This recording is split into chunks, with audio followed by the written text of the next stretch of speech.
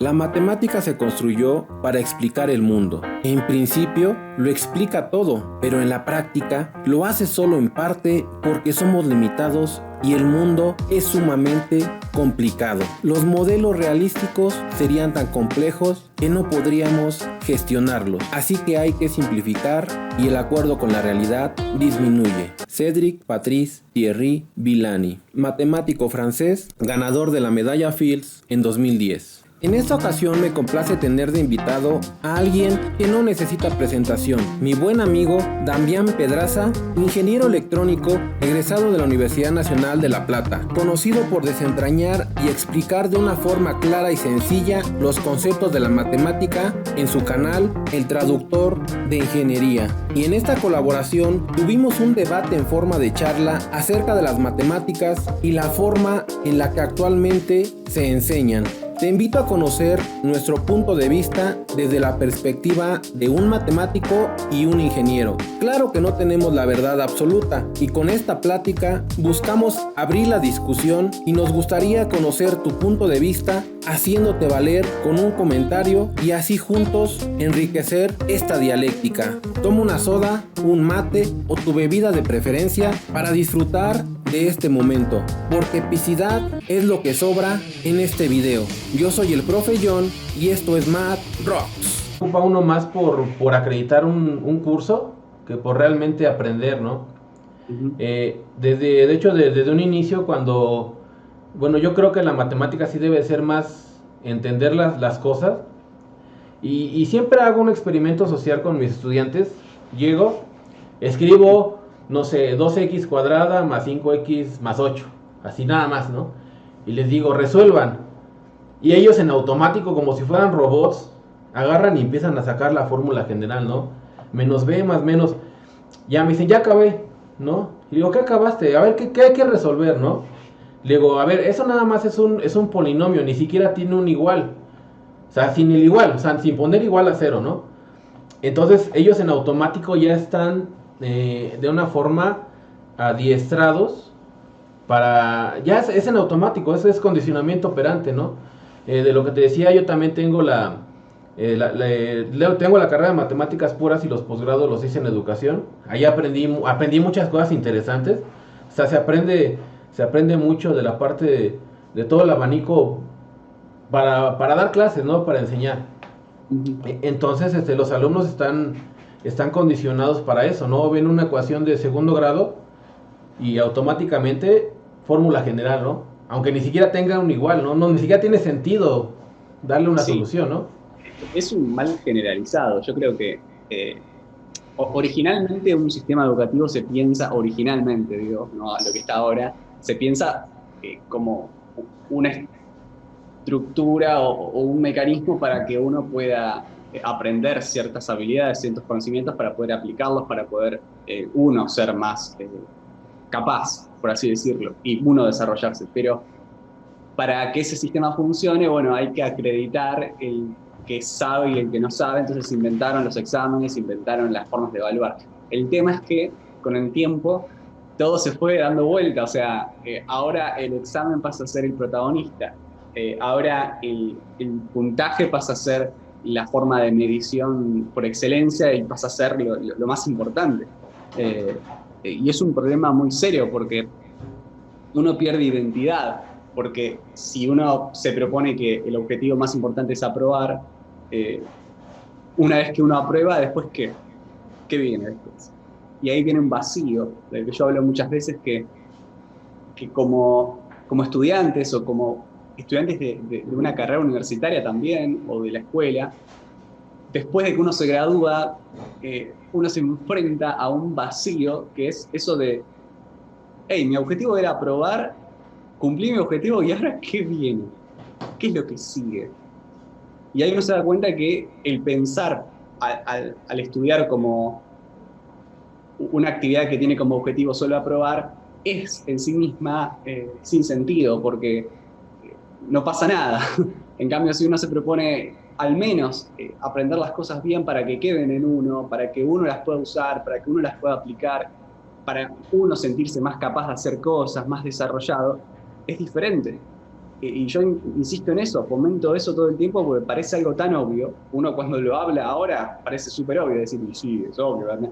Pero cuando uno entra a un aula y uno habla con los alumnos, es otra realidad.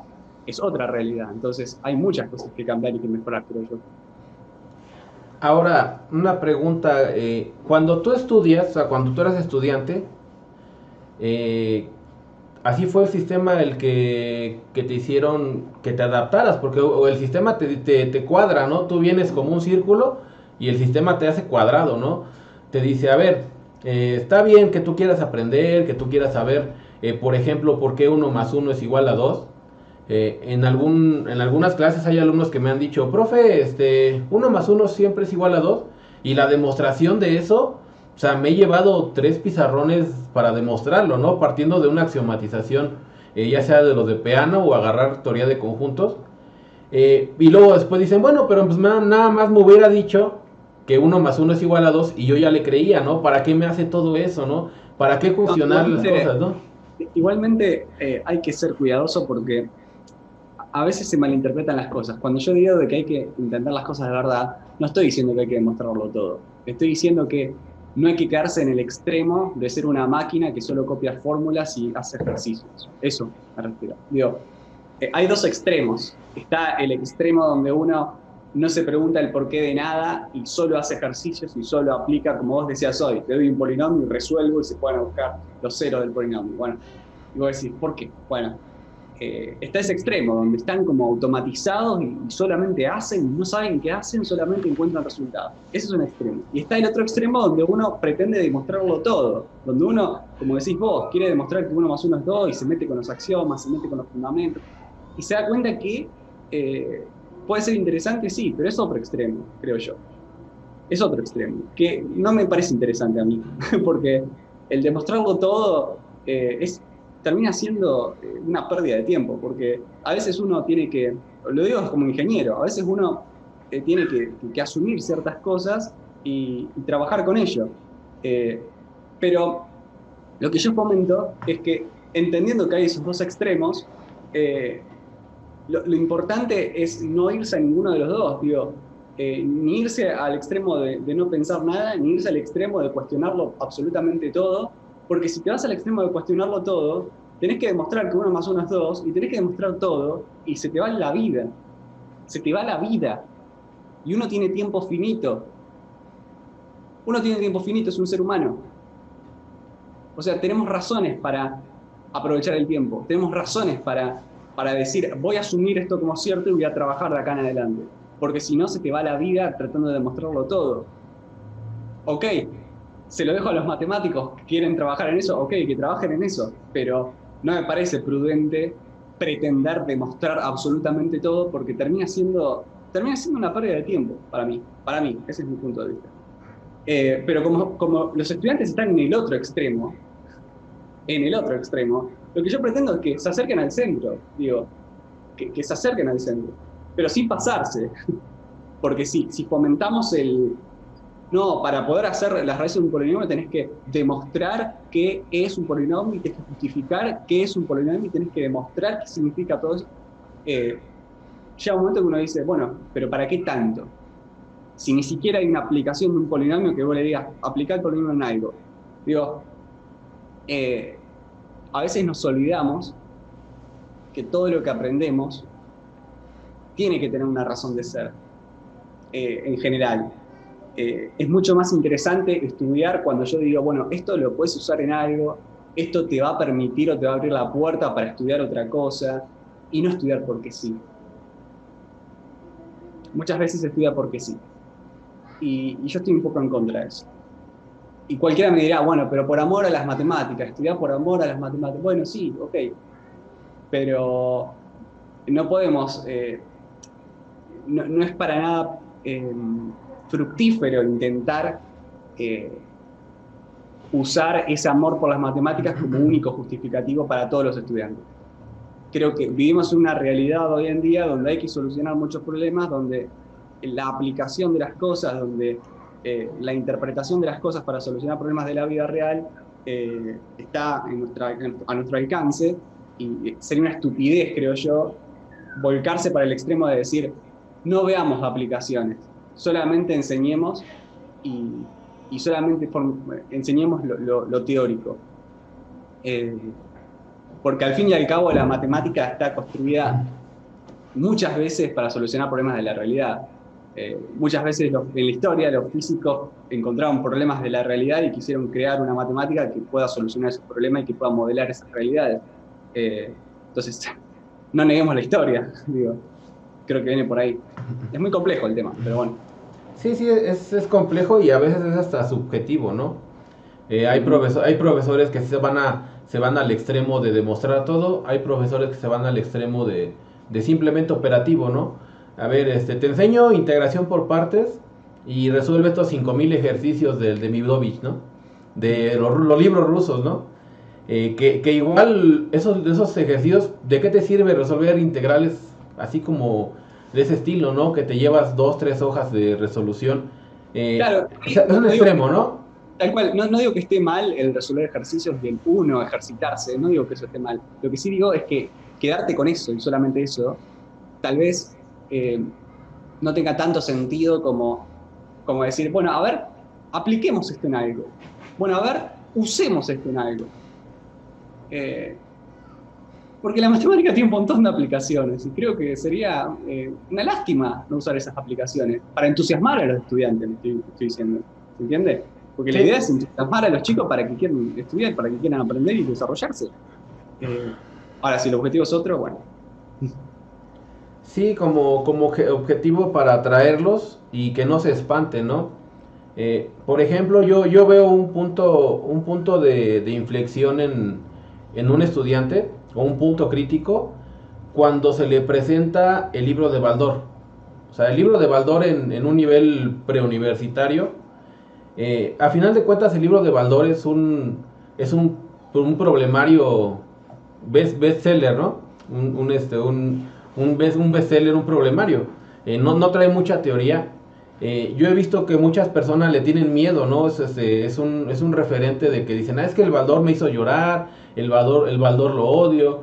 ¿Quién va a decir que la película de Baldor está mejor el libro? O sea, están todos hasta los memes, ¿no? Y todo se ve reflejado en esa parte de que hay muchos profesores que dicen, a ver, les enseño algún tema y resuélvanse de la 1 a la 10 del libro de Baldor. Y el libro de Baldor tiene unos ejercicios que sí son muy punzantes, ¿no? Cuando no se ve esa parte de aplicación, es cuando el alumno sí dice, ¿y eso a mí para qué me va a servir? O sea, ¿por qué estoy aprendiendo eso si no le veo un fin práctico? Bueno, yo creo que... Antes que te vayas de ahí, lo voy a decir porque yo soy sincero con las cosas que digo, no voy a ocultarlo. Viste que hoy te dije que hay dos extremos. El extremo mecánico y el extremo de querer demostrarlo todo. Bueno, muchas veces me da la sensación de que ese libro, el libro de Baldor, está funcional a este extremo, al extremo de mecanizarse todo. Sí, concuerdo contigo. Es funcional a eso y fomenta eso. Fomenta eso. Y ese libro pilar, yo diría que de la educación en Latinoamérica, o sea, toda Latinoamérica en las clases ven el libro de Baldor. O sea, y ese yo sí lo veo como un problema, porque siempre que me preguntan del Baldor, les digo, es que para mí se me hace un mal libro porque espanta a los estudiantes, los aleja de la matemática, los trauma hasta de por vida. Hasta mi papá, por ejemplo, me decía, es que a mí el Baldor me hizo odiar las matemáticas, a mi papá, ¿no? Entonces, en ese sentido, y yo veo los estudiantes, muchos los que le agarran el gusto, sí dicen, que es un buen libro, el mejor de álgebra para aprender y bla, bla, bla. Pero la gran mayoría sí odia ese libro porque es pesado en la cantidad de ejercicios y en la mecanización. Te dice, primer tema, completar trinomio. Te enseña 2 que 3 ejercicios y te van 2 hojas de puros problemas, ¿no? Y entonces es cuando recae lo que te comentaba, ¿no? Les pones un trinomio en el pizarrón y automáticamente quieren sacar la fórmula general sin saber que la fórmula general es para encontrar las raíces, ¿no? A lo mejor no demostrarla, ¿no? Sin hacer una demostración muy teórica, pero sí ellos lo hacen, ¿no? Se la aprenden. Acá en México le llaman chicharronera, porque hasta la señora de los chicharrones se la sabe. Esa es la historia de ese apodo que se le puso a la fórmula. Entonces empiezan menos b más menos raíz cuadrada. Hacer eso, para mí, el aplicar la fórmula esa, acá se le llama resolvente, Bhaskara le llaman algunos, no importa. Para mí, aplicar esa fórmula y resolver el ejercicio, para mí eso no es hacer matemática. Sí, o sea, al final de cuentas Para mí no es hacer matemática, para mí es, porque eso lo puede hacer cualquiera sin saber nada. Digamos, casi ni siquiera tenés que saber qué es una ecuación, porque vos aplicás eso y encontrás dos resultados y no te casi que despejar. O sea, porque si te mecanizás las cosas en serio, ni siquiera tenés que aplicar raíz. O sea, si haces las cosas mal, si haces las cosas mal, te memorizás todo y no tenés que saber realmente qué estás haciendo. Entonces, ¿eso estamos enseñando? Guácala, por Dios, vamos mal. Bueno, sí, se está enseñando, sí, está pasando. Y ese es un ejemplo, eso es un ejemplo representativo de lo que pasa, pero se generaliza, quizá arranca en la primaria cuando enseñamos a sumar fracciones, o en la secundaria, no sé. Cuando se dice este por este, más este lo pongo acá, eso a mí me pone muy, muy nervioso, me pone muy de mal humor, porque no es matemática. La matemática es tratar de demostrar, tratar de a partir de ciertas cosas, hacer operaciones válidas, actuar legalmente para encontrar un resultado, pero eso de actuar, eso de aplicar cosas, por ejemplo, una ecuación donde se aplico la misma operación a ambos miembros, una cosa es decir paso restando y otra cosa es decir resto a ambos miembros. Son cosas diferentes. Tienen el mismo resultado, pero son cosas diferentes. Porque cuando decís paso para el otro lado, estás mecanizándote algo. Estás usando un mecanismo. Ahora, cuando digo aplico la misma operación a ambos miembros, es diferente porque estás haciendo una operación legítima sobre el elemento que estás actuando, que es la ecuación. Son cosas distintas.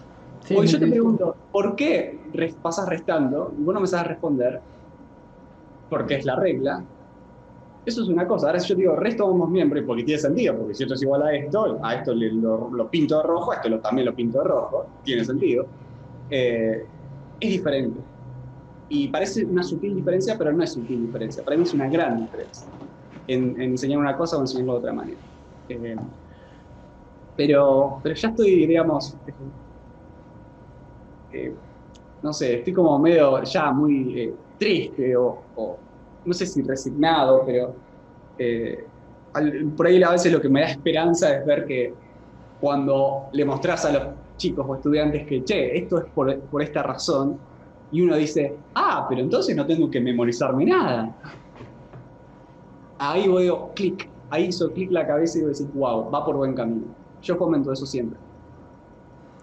Sí, es la parte del clic, ¿no? O sea, yo creo que eso es lo importante, ¿no? Es una metáfora muy interesante, porque es cuando al estudiante lo haces como que echa a andar la maquinaria, ¿no?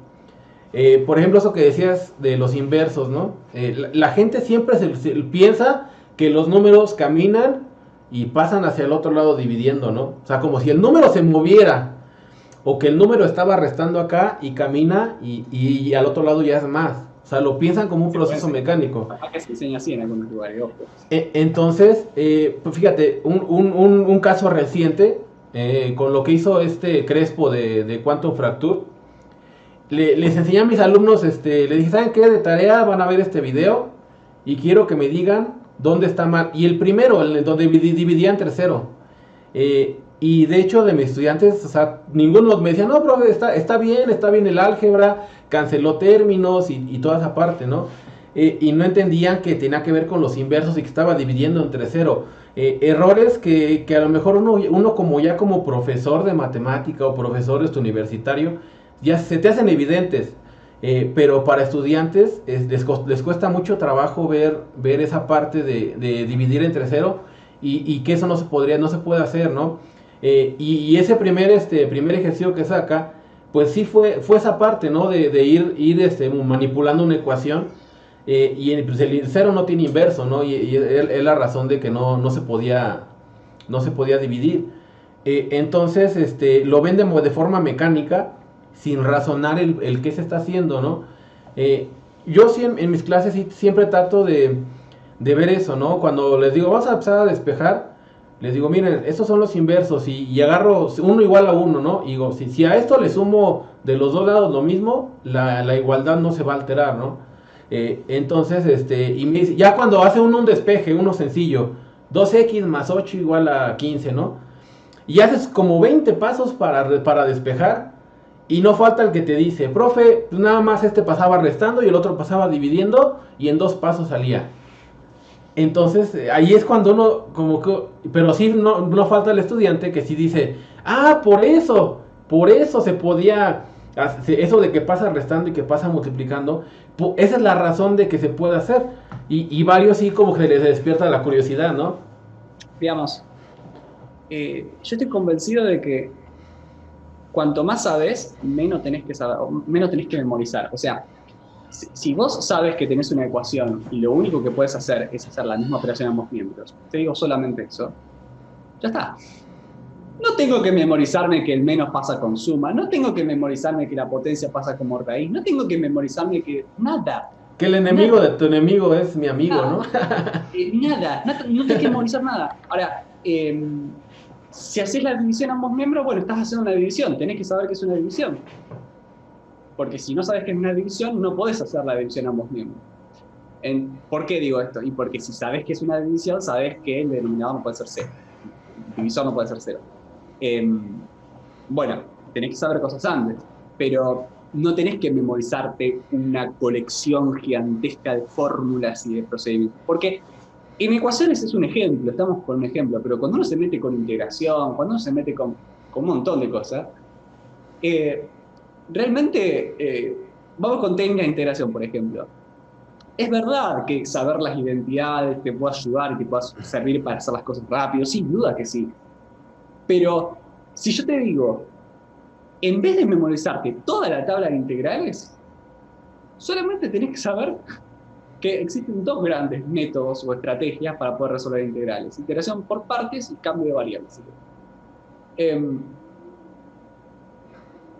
Y eso es todo. Y bueno, todo sale de ahí. Digamos, si vos tenés una función particular, puedes demostrar ciertas cosas, y bueno, pero hay que salirse un poco del extremo donde te doy el talonario de fórmulas y aplicarlo.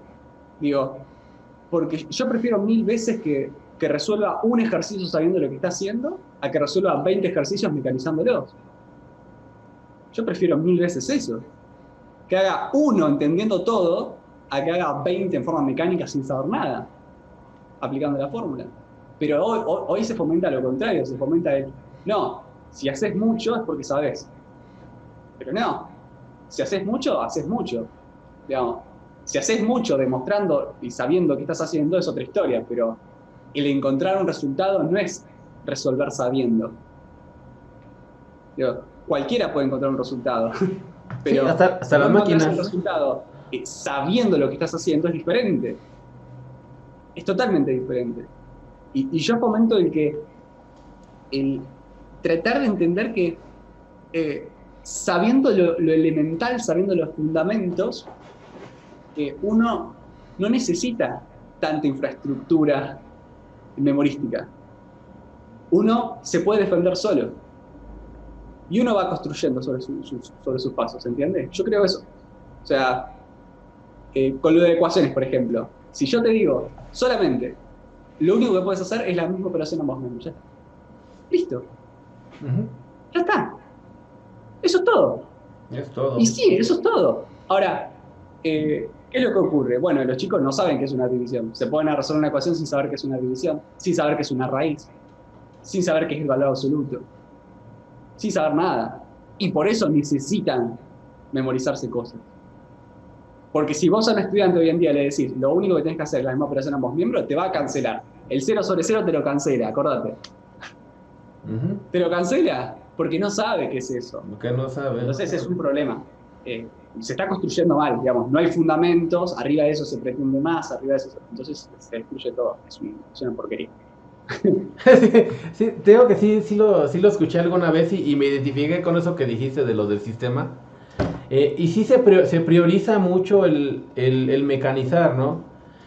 Cuando uno ya tiene el examen por delante, es más el estilo de voy a estudiar para ese examen, ¿no? Sin siquiera razonar lo que estoy haciendo, ¿no? Yo, por ejemplo, cuando doy la clase de identidades trigonométricas con mis alumnos, les digo, a ver, para mañana quiero que se aprendan todas las identidades de seno de los ángulos dobles, de alfa más beta. Empiezo con eso. Y al otro día llego y les digo, a ver, Juanito, a ver, Pedrito, dime cuánto vale seno de alfa más beta en identidades. Y empiezan y se levantan y hasta le hacen así. Seno de alfa, seno de beta, coseno de beta. Ya, se paran varios, ¿no? Y ya le digo, bueno, a ver, ahora quiero que me digan eso qué significa. No sé, profe, yo lo vi en una tabla, ahí lo leí y estuve toda la noche aprendiéndomelas, como si fuera el que cuando mi mamá me mandaba al mandado a comprar las tortillas, a comprar leche, a comprar huevo, y yo llevaba el dinero e iba 1 kilo de huevo, 1 litro de leche y todo eso, ¿no? Yo creo que muchas veces los problemas vienen, no son culpa de los alumnos, digamos, es culpa del equipo docente también, porque en tu lugar, pretender que un estudiante de un día para otro te diga eso, justificando y diciendo por qué, bueno, no alcanza un día. Sí, no alcanza. O sea, la cosa es como una terapia. Claro, por ahí lo que uno como docente esperaría en ese contexto, después de haber dicho eso, es que los chicos vengan diciéndote, no pude encontrar, le encontré la vuelta, intenté, pero no pude, le di vuelta, pero no pude. Pero no pasa eso. Muchas veces estamos acostumbrados, ¿no? Los que hablamos de estos temas y demás, a hablar de los alumnos viene, el alumno te hace, el alumno resuelve, pero la culpa no es del alumno 100%. Los docentes tienen mucha responsabilidad. Yo he visto docentes de escuela aprendiendo cosas de memoria. Sí. He visto que me preguntan cosas y yo los interactúo y les pregunto yo para ver si saben o no saben, y te das cuenta que no saben. Y ahí ves, y te das cuenta, y bueno, sí, de acá vienen. Sí, de ahí viene, sí. Algo que siempre he platicado con mis compañeros del área de matemáticas es que la culpa de que los estudiantes tengan cierto nivel es de los docentes, o sea, no hay otro, ¿no? O sea, no podemos cargarle toda la responsabilidad a los alumnos. O sea, regresando con el ejemplo de las identidades, ya cuando yo a los alumnos los confrontaba, o sea, esa es una herramienta pedagógica de agarrar y decir, a ver, bueno, hacía yo el cuadrado, hacía el cuadrado y empiezas con tus triángulos y les demuestras qué significan las identidades, ¿no? Dice, mira, es que aquí pongo un triángulo, pongo alfa, aquí pongo otro, le pongo beta, y con los lados del triángulo sale todas las identidades. Y ya es cuando el alumno dice, bueno, sí, es más fácil verlo en un dibujito. Entonces es como que ir al estudiante, ir retándolo, ir tratando de que el clic, ¿no? Sí, nada más es cuando ya llegas y le dices, bueno, ¿y qué pasa cuando el ángulo ya es más para acá, ¿no? Entonces la cosa es ir viendo toda esa parte que no se mecanice, y si tienes razón, hay profesores que, o sea, que realmente hasta traen hasta el libro, ¿no? Copian lo del libro. No, pero te digo una cosa, profesor, o sea, son 3 cosas, alumnos, profesores. Los alumnos son la consecuencia, creo yo. Los profesores vienen después y el sistema viene después, digamos. El sistema que forma a los docentes está cometiendo graves errores. Y yo te digo, yo los veo ahora y veo problemas al principio. Vamos a la primaria. Yo con lo que voy a decir ahora seguramente vos vas a decir, Damián, estás loco, o Damián, te vas a llevar un montón de comentarios negativos por lo que estás diciendo. Pero para mí, enseñar las tablas de multiplicación de memoria, como se hace, es un error. Sí, desde ahí es un error. Porque ya arrancamos ahí diciendo, te tenés que saber las tablas de memoria. ¿Y por qué? ¿Por qué te las tienes que saber de memoria? Una cosa es saberme las tablas de memoria, pero otra cosa es saber qué significa multiplicar 2 números. Porque si vos a un estudiante le preguntás cuánto es 7 por 8 y no te dice el resultado, pero te dice es 7 veces 8 u 8 veces 7 y te dibuja y entiende qué está haciendo, a mí me sirve. Ahora, al momento de resolver, al momento de hacer cosas, evidentemente se necesita saber el resultado para hacer las cosas rápido, por una cuestión de tiempo. Eso es otra cosa. Bueno, veamos, no sé, con el tiempo y la ejercitación se terminará aprendiendo por una cuestión de costumbre, pero me parece un error terrible que en primer año de escuela primaria lo primero que se diga hay que memorizar las tablas, y porque ya le estás poniendo el chip de que hay que memorizar, de que esto es matemática. Ya empezamos mal. Sí, se inicia con el pie izquierdo, ¿no? Ya se empieza con el pie izquierdo, entonces el estudiante desde la primaria tiene ese formato y después la escuela primaria, secundaria, bien sigue con eso, se choca con la universidad y colapsa. Y abandonan y se deprimen. Y es lo que pasa hoy. O peor, le va bien memorizando. ¿Sí? Porque si le va bien memorizando es mucho peor todavía. Porque se va a recibir sin saber nada. Sí, lo que comentas, ¿no? Que a final de cuentas son 5 años de la universidad, más aparte otros, que serán 15 años antes de la universidad, 20 años de tu vida y te dan tu papel que dice ingeniero en tal cosa, licenciado en tal cosa, y es el vacío que comentas, ¿no? Esa metáfora del vacío cuando lo escuché sí fue muy interesante y sí pensaba, es que realmente es lo que pasa, ¿no? Y es la realidad de muchos que terminan. Cuando he estado en exámenes de grado, de ingenieros, llámese de ingeniero en gestión empresarial, ingeniero en tecnologías, ingeniero en mecánica, que me han tocado varias ingenierías, hay una pregunta que yo siempre les he hecho, dependiendo de la ingeniería que sea, ya que todos los sinodales preguntan, y si preguntan sobre la tesis, ¿no? Oye, ¿y aquí cómo ocupaste esto? ¿Y aquí esto qué? ¿Y cómo aplicaste en la empresa esto, no? Tu proyecto. Y yo les pregunto siempre, digo, a ver, quiero que me digas con tus palabras, para ti, ¿qué es la ingeniería en tecnologías de la información y la comunicación? Y nadie me ha respondido, o sea, todos se quedan callados. O sea, nadie me dice, para mí es aplicar esto, porque yo en los 4 años, en los 5 años, aprendí a hacer esto y lo voy a aplicar acá, voy a hacer una página web, no sé. O sea, es una pregunta difícil. Muchas veces el silencio es una de las respuestas más inteligentes. A veces yo prefiero que se queden en silencio a que me digan cualquier cosa equivocada. Sí, también, porque no faltaría. Sí me han dado unas respuestas así como que no tienen nada que ver, ¿no? Sí. Pero es una pregunta, te estoy preguntando, ¿tú qué eres? O sea, al final de cuentas te van a dar un papel que dice, este señor es ingeniero en algo. Y te estoy preguntando, entonces, ¿tú qué eres? O sea, y eso es algo que entra en ese vacío, ¿no? O sea, todos esos años, o sea, realmente tú qué hiciste, ¿no? O sea, ¿qué te hizo diferente la escuela en esos 4 años? O sea, te hizo más crítico, te hizo más hábil para esto, te hizo reflexionar, te hizo pensar acerca de tu futuro, o simplemente ibas, estudiabas un día antes para el examen, lo acreditabas, olvidabas lo anterior, con el siguiente examen te memorizabas, y es un problema, la memorización, los exámenes se han convertido en una prueba de memoria.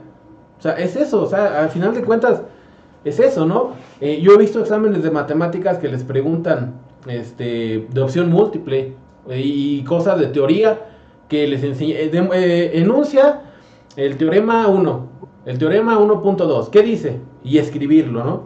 ¿Qué dice completar trinomios cómo se hace en el caso 1, caso 2, caso 3, ¿no? O sea, ya es como un examen de memoria, ya no es una especie de razonar, ¿no? Entonces, eso es lo que el mismo sistema y los mismos profesores traen la escuela conductista, traen la escuela de que yo sono la campanita y resuelves ecuaciones, ¿no? Sí.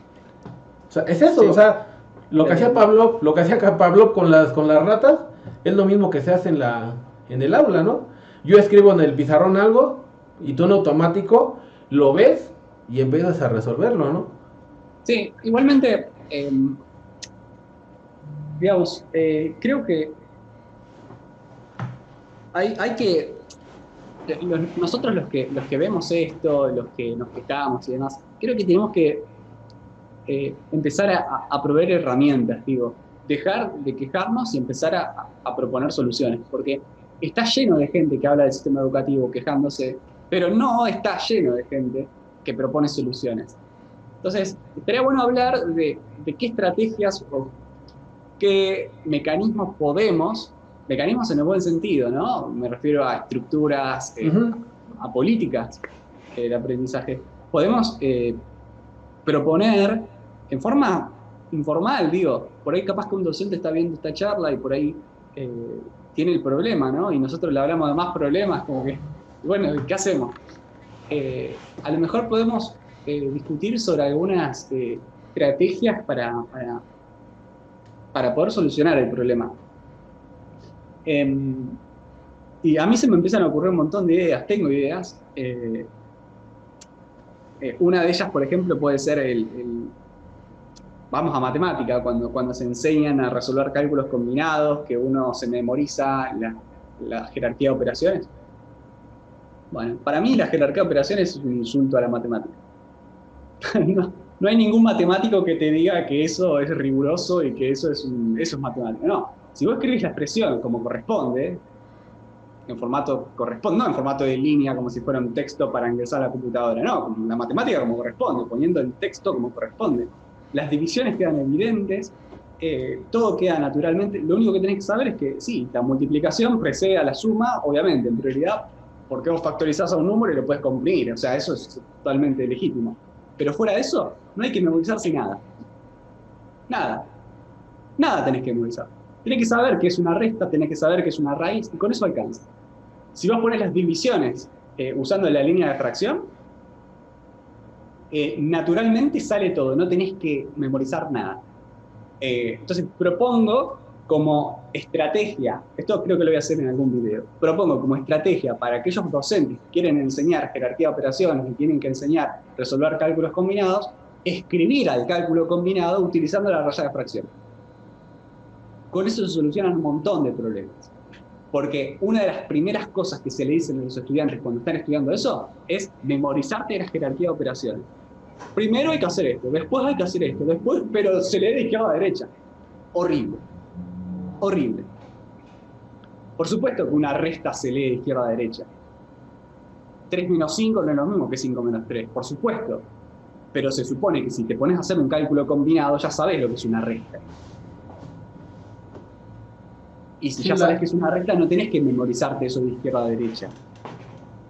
Ni primero los paréntesis. Por supuesto que primero los paréntesis. Porque un paréntesis es un símbolo de agrupación. Es para agrupar un número reescrito usando otras operaciones. Y siempre lo puedo resolver. No que primero siempre puedo resolver un paréntesis en cualquier momento. No tengo que hacerlo primero. ¿Por qué? Yo te puedo poner un ejemplo acá donde el paréntesis lo podemos resolver cuando quiera. Sí, se pueden. Siempre hay contraejemplos, ¿no? Vos hablás con cualquier matemático puro que esté metido en el tema y vos le decís, te propongo un ejercicio combinado. Y vos le escribís el ejercicio combinado, como te digo, con la raya de fracción, como aprendimos. Tengo que aplicar la jerarquía de operaciones y te va a decir, ¿por qué? No, ¿qué es eso? Lo va a desconocer. Porque sabe que sabiendo qué son las operaciones, no tenés que memorizar nada. Nada. ¿Y por qué enseñamos las cosas mal entonces?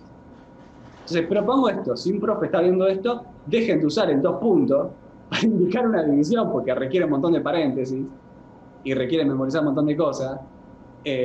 Usen la raya de fracción y listo. Ya está, se soluciona un montón de problemas. Eso es una solución, ¿ves? Sí, se quita uno de ambigüedades, ¿no? Lo que pasó con esa jerarquía de operaciones, que de cierta forma se viraliza, ¿no? Se viraliza con esos ejercicios cortos que te decían, o vale 6 o vale 9, ¿no? Entonces las personas fue cuando empezaron a ver todo esto y a los matemáticos que les preguntaban, pues decían, depende, ¿no? Puede ser esto, puede ser aquello, ¿no?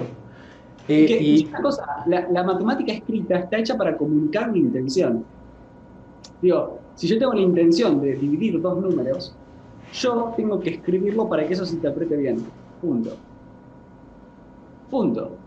La división la puedes escribir con los dos puntos, la puedes escribir con la raya de fracción, como quieras. Pero tenés los cuidados de tratar de comunicar lo que vos querés. Si vos querés que el numerador sea este y el denominador sea este, bueno, tratá de comunicarlo bien. Tenés herramientas para comunicarlo bien. Tenés paréntesis, puedes escribirlo de muchas maneras diferentes. Pero depende de vos. Ahora, si yo te pongo una cosa mal escrita, bueno, ahí está el problema. Pues sí, es un problema similar a dividir entre cero, ¿no? O sea, es algo similar la escritura, ¿no? Son cosas diferentes porque la división por cero se demuestra que no tiene sentido y que no encontramos resultados. Ahora, acá estamos hablando de escritura, creo yo. Estamos hablando de convertir a la matemática en reglas, porque sí. O sea, a ver, permiso. Si ponemos 8 dividido 2 dividido 2.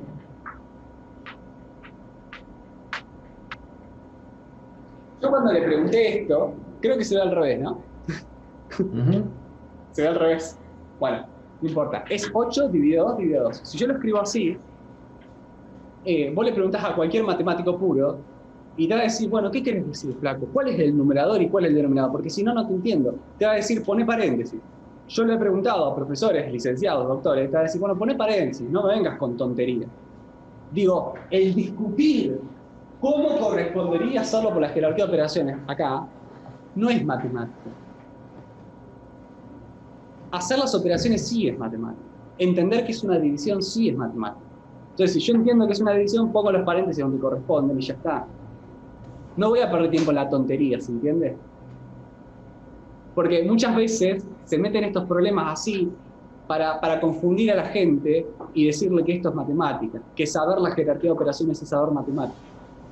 Y no, viejo, saber qué es una división es saber matemática. Saber qué es una radicación es saber matemática. Eso es. Ya está. Eso es una cosa. ¿Se entiende? Entonces, me pone muy mal cuando los estudiantes piensan que saber las reglas de memoria es saber matemática. No señor. Sí, es una confusión que me acuerdo mucho cuando empiezo a estudiar matemáticas. En el primer día de clases había una asignatura que se llamaba Introducción al Pensamiento Matemático. El profesor que llega, el doctor que llega y preguntó así justo como dices tú. Dice, a ver, de aquí levanten la mano, ¿quién sí puede resolver el 80% del Baldor? Ya, levantan la mano muchos, ¿no? ¿Quién sí puede resolver estas integrales? Dice, a ver, ¿quién sí puede? Y puso un ejemplo de jerarquía. ¿Quién dice que sí puede resolver este ejercicio de jerarquía de operaciones? Ya levantaban la mano, ¿no? Y les dice, él dice, yo me acuerdo mucho y esa parte fue el clic. Ese profesor hizo el clic conmigo. Yo no levanté la mano por pena, ¿no? Porque yo no sabía que era mi primer día y con un doctor en matemáticas, era mecánica celeste, esa su especialidad, investigador. Yo sí por pena, pues no sabía qué hacer, no sabía qué es lo que tramaba ese profesor. Y les dice, ¿quién de ustedes cree que eso es matemática? Y levantan la mano los mismos, ¿no? Y les dice, pues déjenme decirles que eso no es matemáticas. Estar resolviendo integrales, estar haciendo despejes, estar haciendo esa jerarquía de operaciones, eso no es matemática. La matemática es ver por qué está sucediendo todo eso, ¿no? Ver el trasfondo de las operaciones. Entonces en ese momento, pues la mayoría se quedó así como en shock, ¿no? Y muchos se negaron, ¿eh? O sea, muchos dijeron, ese profesor está loco, ¿no? O sea, ¿cómo no va a ser matemáticas que yo me sepa la integral del seno, ¿no? Porque mi tablita, hasta llevaba sus tablitas, ¿no? En mi integral dice que la integral del seno es el coseno. Y me acuerdo que alguna vez un profesor les dice, ¿y por qué la integral del seno es el coseno? ¿Sabías que si no están radianes no es la integral, no es la derivada? Entonces sí es como que ir moviendo la maquinaria, echar el aceitito, ¿no? Y ese profesor sí fue muy puntual y sí generó ese choque con nosotros de entender que la matemática no era eso, ¿no? no era mecanizar. Me acuerdo mucho que en ese entonces estaban de moda las calculadoras que empezaron a resolver integrales cerradas, ¿no? Integrales de A a B. Y decía, si fuera matemática, la calculadora no lo resolvería. Si fuera matemática, las máquinas no lo podrían hacer. Y es cierto, a final de cuentas el estudiante lo manipulas para que se vuelva una maquinita de que tú le avientas algo y lo resuelva de forma mecánica. Es que hay que entender esto. Las calculadoras o cualquier computadora es una proyección de la matemática en todo caso. Es una aproximación a la matemática. Es así. Y que muchos llaman a eso como, bueno, matemáticas discretas o matemáticas, no sé, computacionales, le ponen nombres, ¿no? Sí. Pero no hay que confundirse, creo que hay que ser muy cuidadoso porque no es lo mismo matemática computacional que matemática. O sea, es una rama donde tiene ciertas limitaciones. No es lo mismo resolver un integral con la calculadora que hacerlo demostrándolo. Entonces, nada, es un problema que empieza desde la primaria, como te decía. Es muy serio el problema, porque ya empieza desde muy chiquito, ¿entendés? Pero, por ejemplo, a ver, de ese problema regresando a las tablas de multiplicar, ¿no? Sí. Yo me acuerdo que mi mamá me enseñó con un cinturón en la mano las tablas. Me decía, a ver, 2 por 1, le contestaba mal, y si le contestaba bien no me pegaba. Si le contestaba mal, ahí va un cinturonazo, ¿no? 2 por 3, 2 por 4, 2 por 5, y lo tenía uno que contestar de forma mecánica, ¿no? Yo creo que no fue hasta la universidad que ya empecé a comprender lo de las tablas de multiplicar, porque toda mi vida era de 7 por 9, y uno respondía nada más porque te acordabas de lo memorizabas, ¿no? Yo no sé si lo voy a hacer, si algún día lo voy a hacer en mi canal o no, pero voy a declarar la realidad, que es que yo no me sé las tablas de memoria. No me las sé de memoria. Ay, Damián, no sabes la tabla, sos ingeniero y no sabes la... No, enseñás matemática y no sabes... No me la sé, porque nunca necesité esa tabla de memoria, digo. A lo mejor si yo me hubiera dedicado a entrenarme haciendo miles y miles de ejercicios de cálculos combinados y demás, capaz que termino aprendiendo las de memoria, pero porque las necesito para hacer las cosas rápido, pero no me sé las tablas de memoria, porque no tengo memoria yo me olvido las cosas. Digo, soy sincero, o sea, yo no te voy a mentir. No me la sé de memoria porque yo sé qué significa multiplicar 2 números y con eso me alcanza, digo. Si tengo que hacer un ejercicio donde requiero hacer una multiplicación, o sea, las básicas me las sé, pero no sé, las más altas por ahí se me complican. Pero si yo tengo que hacer una multiplicación de, no sé, como te decía, 7 por 8, no sé, no pienso, 7 por 8. Yo, en todo caso, lo hago de alguna manera, pero digamos, si lo puedo hacer con una herramienta como la calculadora, por ejemplo, sabiendo qué significa 7 por 8, entendiendo qué significa 7 por 8, ¿por qué me lo tengo que memorizar? ¿Para hacerlo más rápido? Ok, pero yo no tengo apuro. No sé vos, yo no tengo apuro. Yo me puedo tomar el tiempo necesario. ¿Se entiende? Digo, no es para nada rico, creo yo, memorizártelo. Digo, para eso gasté energía en otras cosas. Pero bueno, son cosas que si vos las decís de forma pública, como que, bueno, este video va a salir público, pero como que causa mucha controversia porque vivimos en una estructura donde no, ¿cómo no te vas a saber eso? Y no, bueno, tal vez la forma de curar a este sistema es diciendo las cosas así. Diciendo, hey, me pude recibir ingeniero y pude entender las cosas y demostrar las cosas y justificar las cosas y aplicar las cosas, aplicar las cosas, con esta porquería que tengo acá, esta cruda, entendiendo todo, sin memorizarme las tablas, sí, puedo. Y acá estoy. ¿Sos un mediocre, Damián? Bueno, eso depende de vos. Depende de lo que consideres mediocre. Yo creo que no. Es subjetivo, yo creo que no. Porque si yo sé qué significan las cosas, no tengo que memorizarme con una computadora, porque ¿sabes qué? Ya se inventaron las cosas para guardar información. Ya se inventaron las tarjetas de memoria, ya se inventaron los discos rígidos. Nosotros estamos para interpretar, para modelar, para crear, para razonar y comprender cosas complicadas y tratar de adaptarlas y poder trabajar con ellas. No estamos para memorizar. Sí, la memorización ya no es lo que debería ser el centro de la educación. Fíjate que hay que tener mucho cuidado, porque por ahí yo si digo esto, por ahí alguno me puede decir, ay, Bernal, estás diciendo que no enseñemos las tablas. No, pará, no estoy diciendo que no enseñemos las tablas, no te vayas al otro extremo. Lo que pasa es que uno, aunque digas verde o digas azul, va a haber alguien que te va a criticar. Eso es, al ser una figura seguro. Pública, sí. Digas lo que digas, te van a criticar de lo que sea, ¿eh? Aunque digas que el cielo es azul y en la noche se pone negro, va a haber alguien que te va a decir que no, que se pone de otro color. Tal cual. Digamos, yo nada más quiero dejar el mensaje de que como seres humanos podemos hacer mucho más que memorizar. Y tratar de enseñar que la matemática es memorizarte las tablas y después memorizarte la tabla de integrales, después memorizarte la tabla de derivadas. Nada, me parece una pérdida de tiempo. Y voy a ser radical con esto porque quiero que esto se termine de una vez por todas. Digo, si soy sutil y no dejo el mensaje fuerte, esto va a seguir años y años. Yo creo que termine. Entonces lo voy a decir así, que me critiquen y que me tiren abajo, que digan lo que digan. Es lo que yo pienso. Es así, no dudo.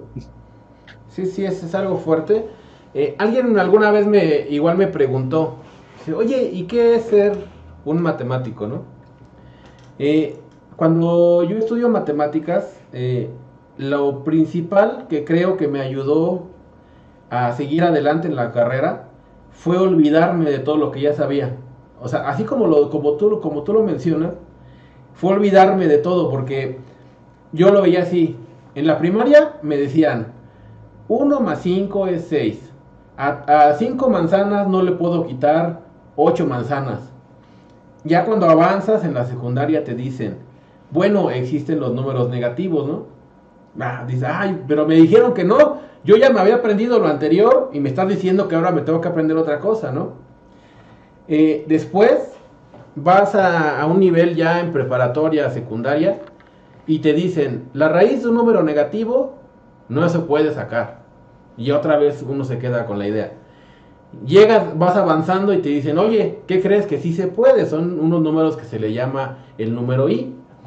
Y dices, bueno, entonces ¿a qué estamos jugando, no? O sea, te obligan a memorizar algo y después te dicen que no es cierto, que sí se podía, ¿no? Entonces, yo creo que la clave sí es olvidar todo lo que uno sabía y llegar como si fueras un niño, ¿no? A descubrir y ver el porqué de las cosas, ¿no? Aparte, hay que enseñar bien. Creo que cuando vos te decían 8 menos 9 no se puede hacer, a vos te tendrían que haber dicho, estamos trabajando con los números naturales. En este curso vamos a hablar de los números naturales. ¿Existen otros números? Sí, existen otros números. Pero acá solamente números naturales. Empecemos. 7 menos 8 no se puede. ¿Por qué? Por esto. Listo. Pero si yo te digo solo números y no contextualizo, ahí sí confundís. Entonces, si querés enseñar bien, tenés que decir en qué conjunto estás trabajando. Desde la primaria. No, ahora, los chicos están preparados para... No, sí están preparados. Sí, están preparados. Hay que prepararlos. Hay que prepararlos. Decirle, estos números se llaman naturales, punto. Porque está después la otra de los profes que te dicen mucho, no, pero ¿cómo vas a enseñar a demostrar todo? Los chicos no están preparados para eso. Claro, los chicos de hoy que memorizan todo no están preparados para nada. Y por supuesto que no están preparados para nada. Pero enseñemos desde antes las cosas como corresponden, que no es demostrar todo, ¿no? No, es salirse del extremo donde no pensamos nada, salirse del extremo. Y vas a ver cómo naturalmente los chicos te van a pedir más. Los chicos van a querer aprender más y van a querer demostrar las cosas, van a querer justificar las cosas. Pero ahora sí, con los chicos de hoy sí, por supuesto que es difícil. Pero estoy hablando de algo a futuro, estoy hablando de algo a largo plazo. Empecemos con los chicos más jóvenes y veamos cómo las cosas van saliendo naturalmente. No seamos estúpidos de decir, ay, pero un chico de 18 años hoy no le interesa la matemática, no le interesa aprender. Y por supuesto, porque está en un contexto donde eso se da y es así. Pero por un momento, ¿por qué no nos unimos y pensamos algo a futuro, viejo? Digo, hacer las cosas bien desde el principio. Sí, desde Ya, el inicio. ahora, tal cual, ahora. Pero no se hablan estas cosas, ¿viste? No importa. Fíjate que me sucedió algo similar a lo que dices de que de la primaria, platicando con una maestra que de primaria, diciendo, yo le pregunté, oiga maestra, ¿usted cómo enseña, cómo enseña las sumas, cómo enseñan las restas? Ya te dan toda la clase pedagógica, te dicen que con manzanitas, que lleva eso, o sea, esa parte sí es buena, ¿no? La parte de su docencia, la parte de enseñar, ¿no? Y le digo, oiga, y si yo le preguntara que a 7 le puedo quitar 8, ¿qué me diría? No, es que eso no se puede, ¿por qué no le puedes quitar 7 manzanas a 8? Y le digo, ¿y por qué no, así como tú lo mencionas, por qué no decir que eso es de los números naturales, ¿no? Que los enteros sí se puede, ¿no? Sí podemos tener números negativos. Y muy enérgica me dijo que ella llevaba 30 años enseñando y que ese método le había funcionado. Que yo era un chamaco que no sabía lo que decía y que mejor me callara. Mirá, O sea, yo creo que el primer paso para poder curarnos de esta enfermedad es asumir que tenemos una enfermedad. entender el... Digo, Sí, si vos a esos profes, si esos profes no reconocen que estamos en problema, digamos, no van a querer solucionar nada porque ellos no ven ningún problema. O sí, sea, sí, el no. primer paso para los que queremos mejorar este mundo, en este sentido, es convencer a la gente de que estamos en problemas. Porque muchos piensan que no, que está todo normal, ¿se entiende? Porque nos Sí, acostumbramos a esto. Bueno, no es así. sí, sí. De hecho es uno de los pasos, ¿no? De los alcohólicos anónimos, ¿no? Reconocer que uno es alcohólico. Aquí es lo Exacto, mismo, ¿no? Los matemáticos anónimos. exacto. Esa maestra que me dijiste, evidentemente, piensa que su método les funciona y que no trae consecuencias luego, malas consecuencias luego, y que está todo bien. Y la realidad es que no está todo bien. Lo vemos, es evidente. Entonces, antes de proponerle una estrategia, hay que convencerla y mostrarle con evidencia. No hay que inventar acá coaching Sí, sí, sí, no. con evidencia, ¿ves? Que los chicos se confunden. Bueno, eh, pero si no se puede. Primero hay que explicar la situación, reconocer la enfermedad. Fíjate que tengo un amigo que da clases, o sea, da cursos a profesores. Da también ha dado clases en todos los niveles, ¿no? Desde primaria, secundaria. Y algún día yo le pregunté, oye, tú que ya has dado clases en todos los niveles educativos, ¿cuál es el nivel más difícil para dar clases? Y lo que me contestó fue que los alumnos más complicados, más duros y más necios es darle clases a los profesores. Porque el profesor piensa que ya lo sabe todo. Esa es una enfermedad. El creer que... yo cuando llego con los alumnos y le digo, oiga, si me equivoco, díganme. Si ustedes conocen algún método, díganme. Yo también estoy aprendiendo. O sea, no porque sea el profesor yo voy a saberlo todo, ¿no? No puedo saberlo todo. Hay que estar abierto a también... Y he aprendido también algunos métodos, ¿no? Yo cuando empecé a enseñar en nivel preparatoria, me acuerdo que ya no recordaba el método de división sintética. Y algún alumno me dijo, mira, esto se hace así. Y aprendí del estudiante, ¿no? Y así enfrente de la clase. Entonces, los profesores, como se cierran mucho, o sea, yo he estado también, tú también me imagino que cursos de capacitación has estado con compañeros de profesores, y son recios, son cuadrados para, si alguien llega y te dice, miren, estas son las nuevas formas de enseñar, traemos estas nuevas herramientas, traemos, para que ustedes mejoren sus clases, los profesores se cruzan de manos y dice, yo llevo 50 años dando cálculo diferencial y nadie me va a venir a enseñar a mí cómo dar cálculo.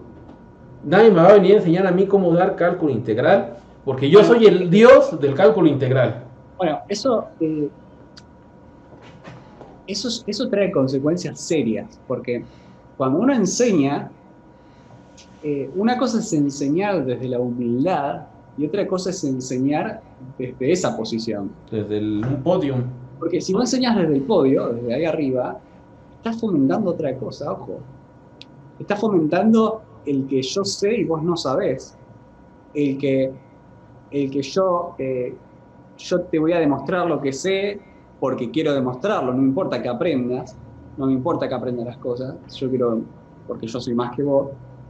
Y vos y yo sabemos que hemos experimentado experiencias con docentes que, a diferencia de muchos otros que son brillantes y que dejan el alma porque uno aprenda, hay algunos que son todo lo contrario y lo que quieren no es hacer que vos te desarrolles, sino mostrar lo que saben. Entonces muchas veces, lamentablemente, el aula a veces se convierte en un espacio donde lo que se hace es fomentar el ego, donde lo que se hace es el que sabe más es más, el que saca más nota es superior al resto.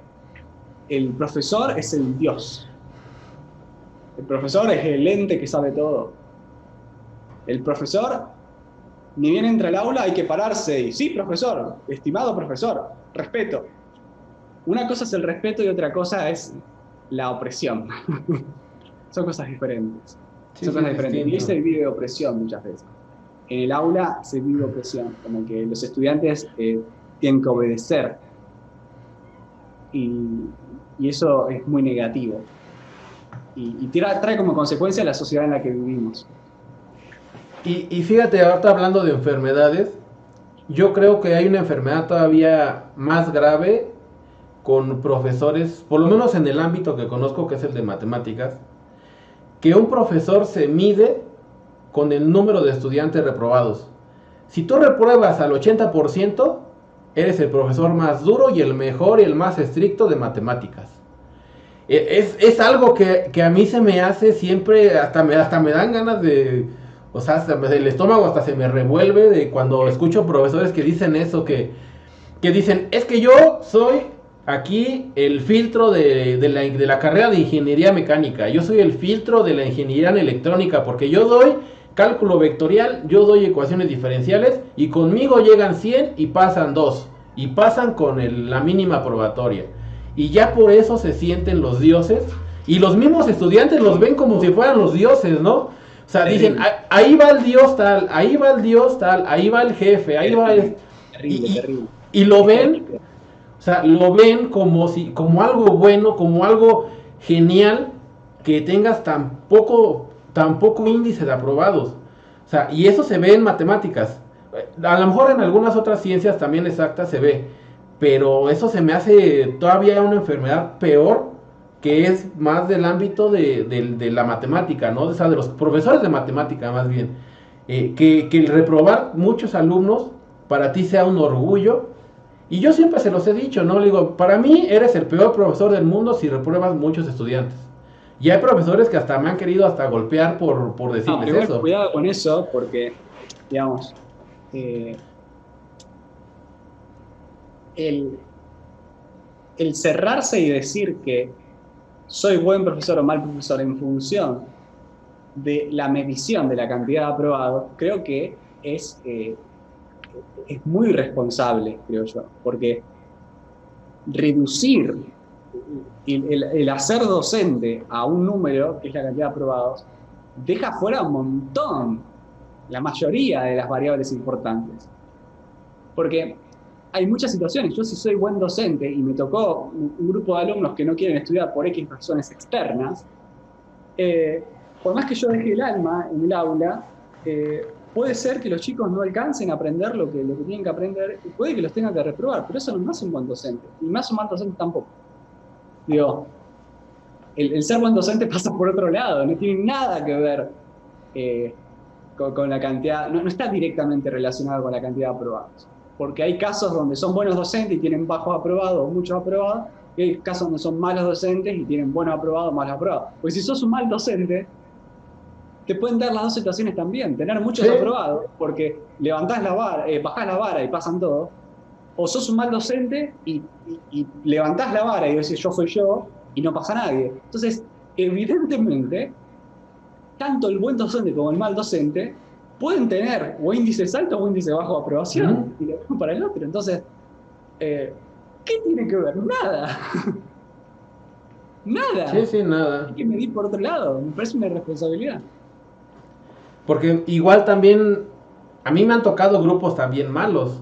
O sea, que por más que uno hasta prácticamente les bailas enfrente, les llevas ejercicios, les llevas problemas prácticos, les llevas un montón de cosas y ellos simplemente no hay avance, ¿no? Te toca un mal grupo y aunque seas el mejor docente del mundo, no lo puedes sacar adelante, ¿no? Entonces, yo a lo que iba era esa parte de que muchos presumen eso, ¿no? De decir, mi examen, les pregunto esto, les pregunto aquello, saco ejercicios de libros rusos, se los dejo de tarea y nadie lo resuelve. Y es engrandecer el ego del profesor, ¿no? O sea, no es una clase, no es una clase con alumnos para que aprendan, sino que es una clase de cómo engrandecer el ego del profesor, ¿no? Es a lo que iba de eso. Los grandes problemas que vivimos hoy en el mundo de la educación es que no hemos definido qué es un buen docente y qué es un buen alumno. Digamos, no existe una definición en que nosotros digamos, bueno, estamos la mayoría de acuerdo con que esto es lo que buscamos.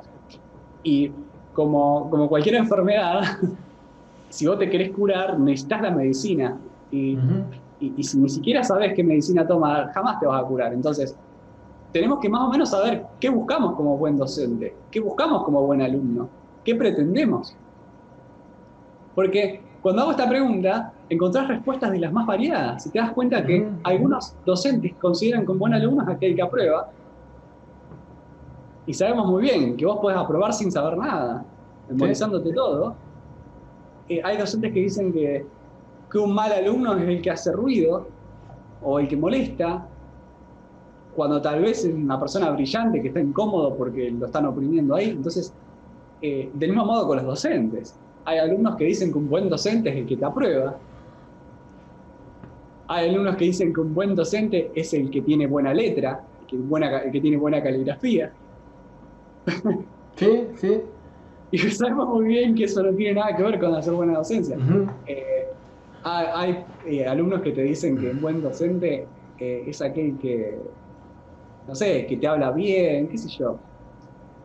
O por el contrario, un mal docente es el que te desaprueba. Me desaprobaste, sos el peor profesor del mundo. ¿Y qué tiene que ver? Entonces, necesitamos y merecemos pronto y urgente debatir, tal vez no definir y decir, definamos, un buen docente es, no, simplemente debatir y decir, bueno, más o menos buscamos esto. Pues si no, no vamos para ningún lado. Sí, se necesita una medida, ¿no? De qué tan sano estás o qué tan enfermo estás de acuerdo a esta enfermedad de la educación, ¿no? Saber hacia dónde. Si no hay un patrón de medida, pues no puedes avanzar ni retroceder, ¿no? Porque todo profesor que le pregunte si él considera que es bueno, te va a decir que sí. O sea, todos los profesores creemos que somos el mejor profesor del mundo. Y eso también es algo ya hasta psicológico, ¿no? Porque le puedes preguntar a quien sea, aunque todos los alumnos digan que hablan mal los alumnos de él, que reprueba mucho, lo que quieras, el profesor que quieras, si tú le preguntas, oiga, ¿usted considera que ese es un buen profesor? Te va a decir que sí. Y no vemos, siempre hay que tener un 80% sí hay que darnos ánimos, pero también otro 20% hay que dedicarlo a ver nuestros errores, ¿no? O sea, y si no vemos, dicen que la zorra no ve su cola, ¿no? Es un dicho hay que ver lo que estamos haciendo bien, lo que estamos haciendo mal, ¿no? También la crítica. Ya cuando uno se hace público, sí empiezas a ver las críticas, ¿no? De las personas.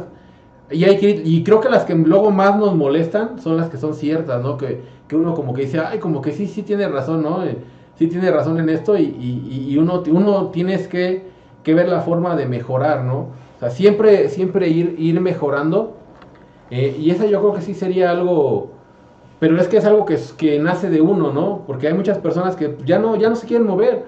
O sea, dicen, yo ya me voy a jubilar en tantos años y ya para qué mejoro, ¿no? Si ya voy de salida. Y en esta situación de que estuvimos de confinamiento, pues muchos profesores de los que ya están en una edad de más de 60, ya no van a regresar. O sea, en la universidad donde yo estoy, el 60% de los profesores están en esa franja de riesgo y muchos ya no van a regresar. O sea, terminando ya que se haga lo de la vacuna y todo eso, la universidad va a colapsar porque no vamos a tener profesores. Ya muchos ya no ya se van a jubilar, van a pedir años sabáticos, ya 2 años sabáticos, se jubilan y háganle como quieran, yo ya no regreso a dar clases, ¿no? Entonces, se va a venir un cambio generacional y no creo que nada más sea en la universidad donde yo estoy. O sea, hay muchas universidades aquí, la UNAM, el Politécnico, Universidad de Leones aquí en México, TEC de Monterrey, tienen profesores que ya tienen 40, 50 años de servicio y con esta situación ya no van a regresar a las aulas. Entonces se va a dar ese cambio generacional forzado y las nuevas generaciones son las que debemos de ver, no repetir los errores de los demás. Cuando yo empiezo a dar clases, me acuerdo mucho de ese primer día de clases, empecé a dar clases en 2010, era 10 de mayo, Día de las Madres. Yo cuando agarro y ya entro al salón y yo pienso, ¿qué voy a hacer? Voy a hacer lo mismo que me hicieron a mí mis profesores. Voy a llegar y decir, teorema, demostración, teorema, demostración, teorema, demostración. Copien, se sentaban, les separaban, borraban y otra vez, teorema, demostración, definición 1.1, definición 1.2. Entonces en ese momento fue que decidí yo tratar de hacer algo distinto. O sea, tratar de que la gente se motive más hacia aprender matemáticas, pero realmente aprenderlas. O sea, saber qué es lo que está pasando, ¿no? Por ejemplo, muchos luego agarran el límite, ¿no? Dicen, es que el límite es evaluar. El límite, cuando me ponen x cuadrada más 5, lo primero que hacen es poner el 5 en vez de la x. Si te sale 0 entre 0, si ya saben la regla del L'Hopital, derivan arriba, derivan abajo. Eso es terrible, le pones una función definida a trozos y le calculas el límite y te vas a dar cuenta que en muchos casos está mal. Error, sí, es terrible, es terrible. Y se enseña en todos lados, ojo, eso es generalizado, que reemplazan el límite, y hay que decir muchas cosas de continuidad antes, ¿viste? No es fácil. Además, digamos, vos y yo sabemos que en el cálculo de un límite en ningún lado dice que hay que reemplazar el valor. Sí, jamás. O sea, incluso se dice en la definición rigurosa está clarísimo que no hay que reemplazar y que no corresponde reemplazar.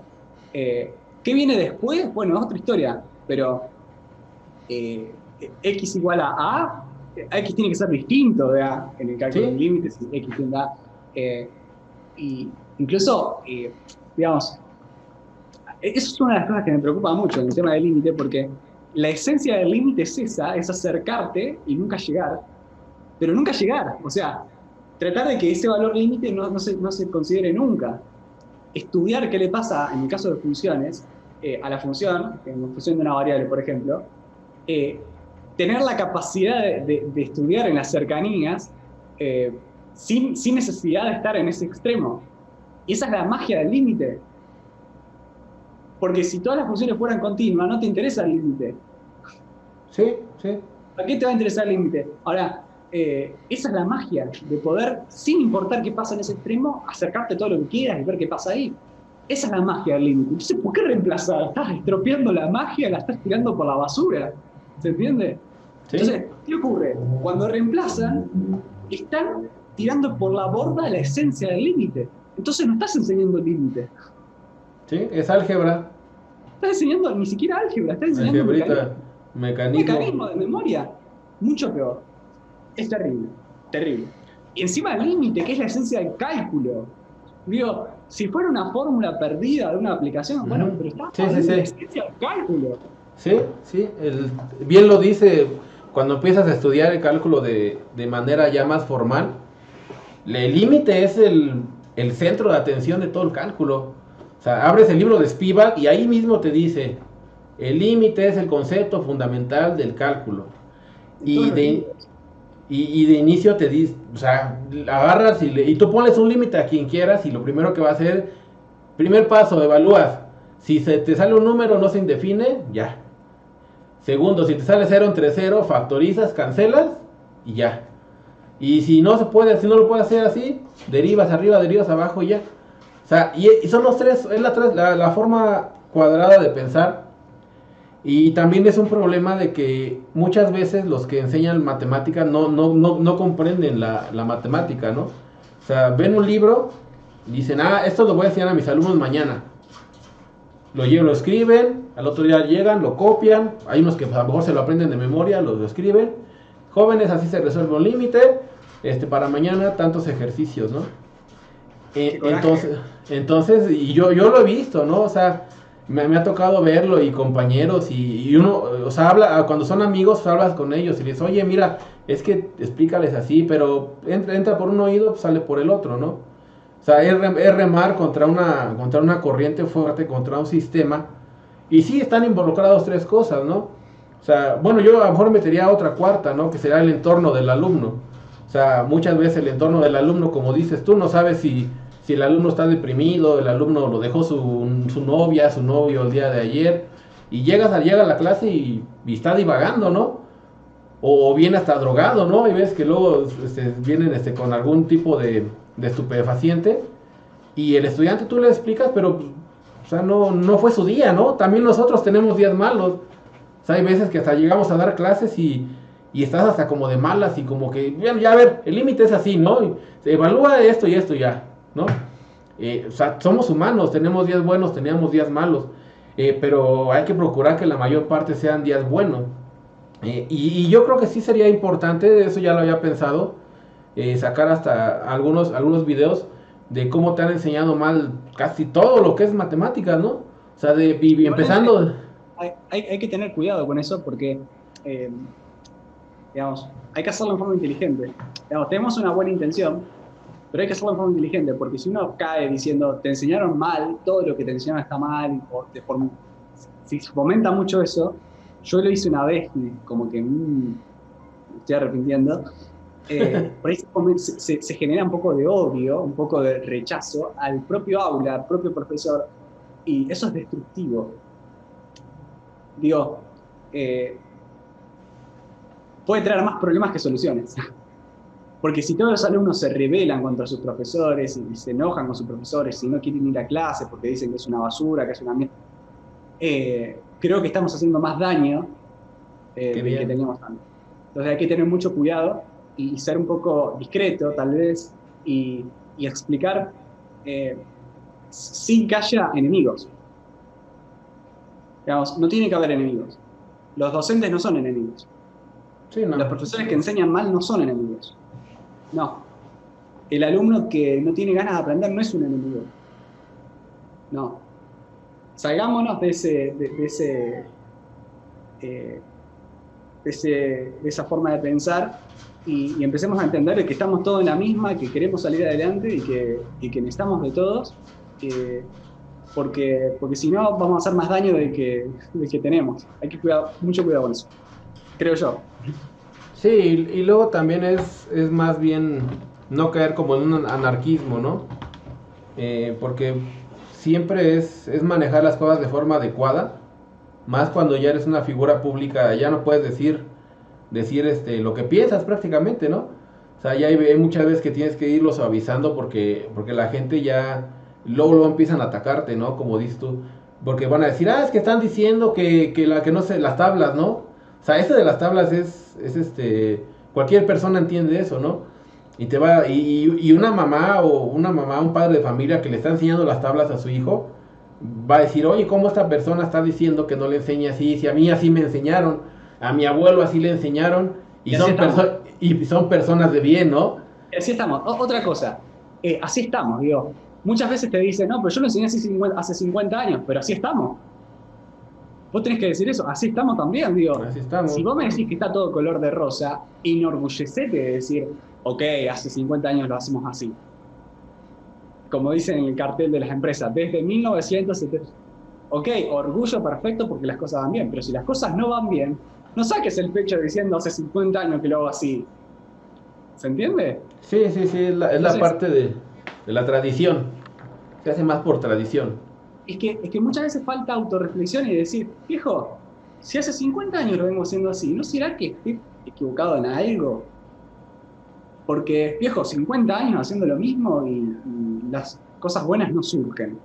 O la culpa siempre es de los demás, ¿no? Porque ese es otro tema, la culpa es del otro. La culpa es de los que vienen después, del siguiente nivel, del siguiente grado, no mía. Entonces, Ese es otro problema serio. Los de la escuela le echan la culpa a los de la primaria. Ujú. Los de secundario dicen, no, los chicos vienen así mal porque en la primaria lo enseñaron mal. Sí. Los de la primaria dicen, no, hoy en día los chicos no prestan atención. Y los de la universidad dicen, no, vienen mal porque en la secundaria lo enseñaron. Entonces Todos siempre todo el anterior. problema es del otro. Es problema Y del otro. Y nunca vamos a solucionar nada así. Hay que, creo que la palabra clave acá es humildad. Humildad, reconocer que uno es falible, que uno se puede equivocar y que uno se puede estar equivocando. Si no reconocemos eso, es como el alcohólico que no reconoce que es alcohólico, nunca se va a curar. Para mí viene por ahí. Sí, es reconocer que el sistema, que hay algo que no está funcionando del todo bien, ¿no? Porque tampoco el sistema está todo completamente mal, ¿no? Tiene cosas buenas, tiene cosas interesantes, pero ya platicando con gente de diferentes países, o sea, me comenta que es generalizado, o sea, no solamente es algo de Latinoamérica. Compañeros que se fueron a hacer doctorados a Canadá, otro amigo que es de Reino Unido, me platica que igual los estudiantes son iguales que acá. O sea, que llegan, hacen lo mínimo por pasar, aprenden de forma memorística. O sea, porque luego muchas veces dicen, es que primer mundo, segundo mundo, tercer mundo, ¿no? Hasta el mismo doctor Juan Medina, igual sí lo conoces, ¿no? El de matemáticas, fuiste a la universidad de las matemáticas.es. Sí, claro. Platicando también, igual tuve una charla con él y me decía que era lo mismo, ¿no? O sea, que en España también tenían problemas con nivel secundaria. Entonces, es como, es algo global, ¿no? Esta globalización de la educación. Y hay muchas personas que buscan, por eso mismo, quitar matemáticas, ¿no? O sea, aquí en México han querido quitar temas de matemáticas, quieren que matemáticas se relegue, o sea, que sean menos horas porque trauma o daña a los estudiantes porque reprueban, que los daña psicológicamente. Pero el problema yo creo que no es la matemática, yo creo que más bien es la forma en la que se está enseñando la matemática. Y con este tipo de educación a distancia, a final de cuentas, o sea, yo lo veo como una farsa. O sea, por lo menos aquí en el país, la educación a distancia de que las clases salen por televisión, que los estudiantes, según trabajan en sus clases, en sus casas, no están aprendiendo. O sea, les pregunto, oye, ¿y qué has aprendido en este tiempo de que hemos estado en el confinamiento? Nada. O sea, y es una hasta frase que dicen, si no aprendía en el salón de clases, menos voy a aprender ahora que no estoy yendo, ¿no? Entonces se está convirtiendo en esa farsa de la educación, ¿no? Que si lo digo así, va a haber muchos que van a criticar y van a decir, no, ¿tú qué vas a saber? Si no, yo llevo 50 años, el sistema virtual, y las críticas siempre van a llover, ¿no? Me ha tocado estudiantes de ingeniería que me mandan sus exámenes, me dicen, profe, ¿me puede resolver este examen? Es que lo tengo que entregar en 1 hora. O sea, y exámenes, te hablo de exámenes de transformadas, exámenes de cálculo vectorial, de ingenierías que ya van a la mitad de la ingeniería y están queriendo hacer trampa para aprobar, ¿no? Y el mismo examen, hasta el uno que me mandaron decía arriba, jóvenes, quedan ustedes la ética para que no hagan trampa con este examen. Y lo primero que les dicen y lo primero que hacen. No generalizo, pero hay muchos estudiantes que buscan lo mínimo, hacer lo mínimo para aprobar, ¿no? Para obtener ese papelito, y en manos de ellos pues va a estar el futuro de la humanidad. O sea, a final de cuentas son los que van a estar, y va a ser interesante estudiar esta generación del COVID. O sea, esta generación se le va a llamar así en algún momento, y no sé qué rezagos educativos vaya a tener, qué problemas o qué consecuencias a futuro vaya a tener todo esto, pero de que va para negativo, sí es algo negativo que a mi parecer va a afectar mucho a la calidad educativa. Que haciendo estudios ha venido la educación, por lo menos aquí en el contexto donde yo estoy, ha venido abajo en nivel académico, que cada vez se tiene que bajar más el estandarte, ¿no? Y hasta uno mismo yo he revisado mis exámenes que aplicaba hace 10 años, que ya llevo 10 años dando clases, los reviso y los comparo con los de ahora, y sí pienso, oye, ya soy más barco, ya estoy preguntando cosas más básicas, ¿no? Entonces, y eso es una crítica personal, ¿no? De uno ir viendo, como te decía, como hace rato de tus videos antiguos, ¿no? Uno veo mis videos y sí los veo hasta con pena, ¿no? Decir, ay, ¿cómo decía esto, ¿no? Como, ay, aquí me equivoqué y aquí no tenía que haber dicho esto. Entonces, es ir viendo, primero analizarse a uno mismo, ¿no? Primero ver qué estoy haciendo yo para cambiarlo y ya sobre eso dar propuestas, porque como dices, es muy fácil criticar. O sea, nos podemos sentar a criticar de todo, ¿no? Podemos criticar el fútbol, podemos criticar religión, política, de cualquier tema nos podemos poner a criticar. Pero dar soluciones, dar propuestas, eso sí, no cualquiera se anima a dar eso. Primero por la crítica, ¿no? O sea, en el mismo entorno en el que estamos a la hora de hacer grabaciones en video de YouTube, pues yo he tenido muchas críticas sobre eso. Desde el inicio, cuando empiezo, las críticas me llovieron. Que por qué dices esto, que por qué dices que está mal enseñar así, que por qué dices que se tiene que enseñar de esta manera y no de esta, que esa es la manera que ya hemos llevado 50 años. ¿Por qué criticar el sistema de enseñanza en México? Entonces, es un trabajo duro, no cualquiera también se anima a hacerlo y llevar hacia un pensamiento crítico, ¿no? Hay una frase que me gusta tuya que es la de cambiando el aula, ¿no? Cambiar el aula, ¿no? Entonces, es la forma de ir transformando, transformar la enseñanza. Está cambiando, digamos. Bueno, cambiarla para bien, ¿no? Sí, lógico, pero no, también, para bien también. Yo tengo esperanza. Tengo esperanza porque esto de la pandemia es una cachetada a todos para por ahí dejar de seguir caminando en el mismo camino y decir, ¿dónde estoy parado? Esto que está pasando con la educación virtual y todo, muchos lo ven como algo negativo, pero yo lo veo como algo positivo. No por en sí mismo, o por lo que ocurre en sí mismo con la educación virtual, sino por las consecuencias que va a traer a futuro. Yo creo que si no hubiera ocurrido esto, hubiéramos seguido con los mismos problemas, y ahora que ocurrió todo esto y que estamos con la educación virtual y demás, se está hablando de educación, se está hablando de lo mal que están aprendiendo los chicos, se está hablando de lo mal que la están pasando los chicos, y antes no se hablaba de eso. Entonces, yo tengo esperanza porque a lo mejor, o se está hablando de los videos en YouTube, videos educativos en YouTube, antes no se hablaba de eso. Sí. Tengo esperanza de que a lo mejor, después de esta cachetada que la pandemia nos pegó a todos, podamos mirar y decir, viejo, tenemos esta herramienta, tenemos todo esto, hagamos algo mejor. Los chicos la estaban pasando mal en la escuela, no sabía. Bueno, le veo ese lado positivo, así que tengo esperanza.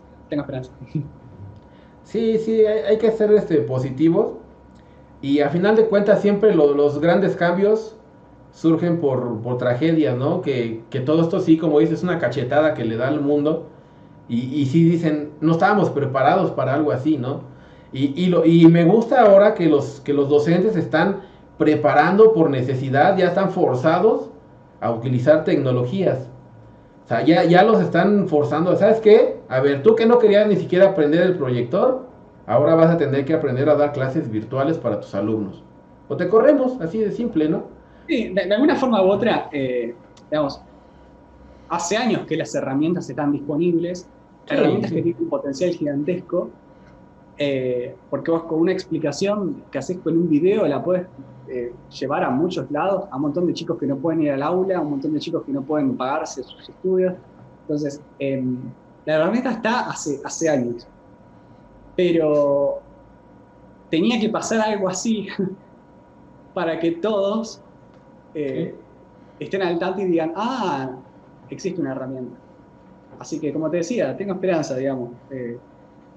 Pero no es que soy optimista y digo, no, hay que ser optimista porque, no, digo, vamos que tengo esperanza porque, digamos, como decís vos, muchas veces, después de las grandes catástrofes, las grandes cosas que le ha pasado a la humanidad, ha venido, no sé si un periodo de mejora, porque uno a veces tiene que ser cuidadoso con todas las cosas que pasan, pero sí ha habido momentos de reflexión.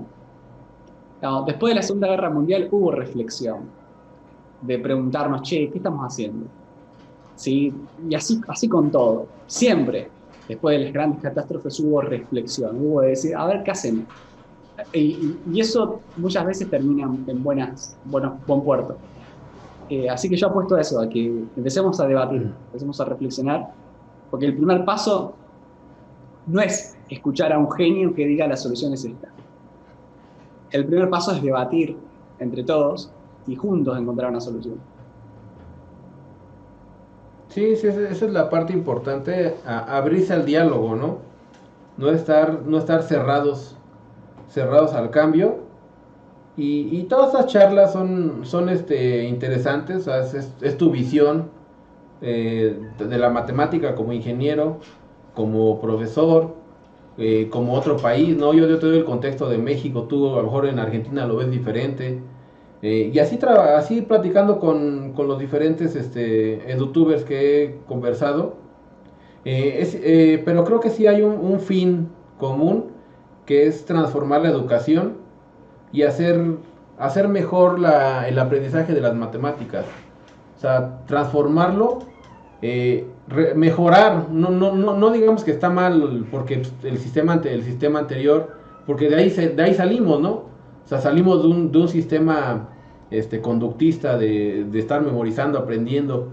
De ahí salimos y terminamos, ¿no? Somos profesionistas, pero siempre podemos ir mejorando, ¿no?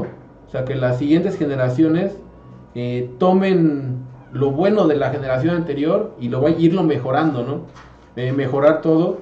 El uso de las herramientas tecnológicas, un auge.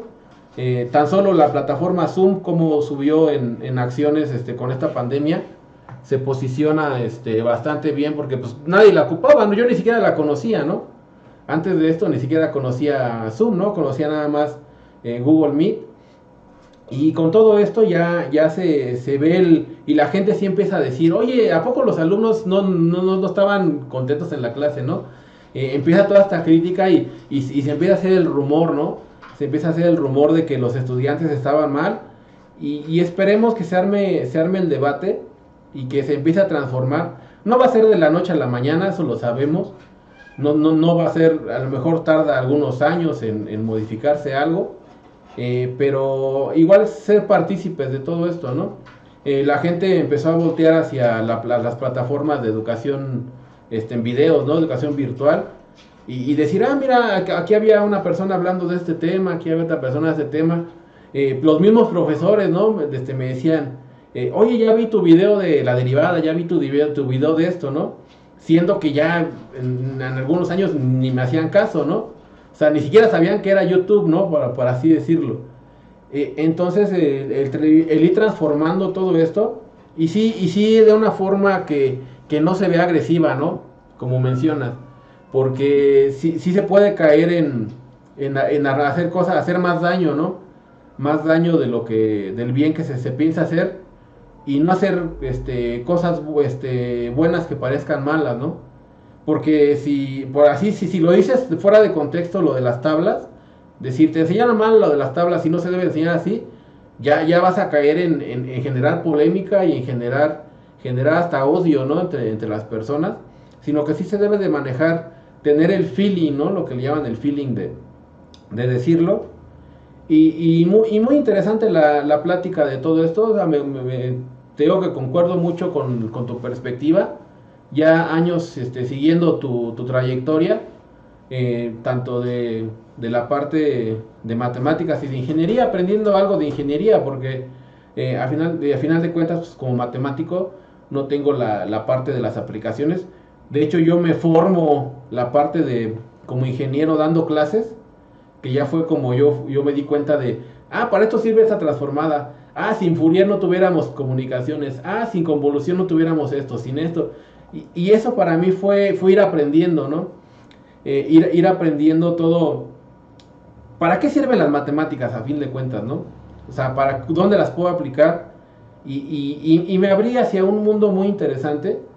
Y eso es lo que busco también con el canal, que la gente diga, mira, la matemática sirve para esto, sirve para aquello, sirve para los cohetes, para lanzar al espacio, sirve hasta para hacer dinero, ¿no? Ahora con lo del Big Data, con todo este auge que tiene la información, que yo lo veo como el petróleo, nuevo petróleo, ¿no? De todos estos datos que tenemos, el llamado Big Data, ¿no? Del análisis de la información. Y me he metido también a estudiar todo eso. También en la parte de cuando estudio matemáticas, todo lo de estadística nunca me gustó, pero ahora ya le estoy agarrando el gusto, ¿no? Porque digo, pues con estadística puedo hacer esto, puedo hacer aquello.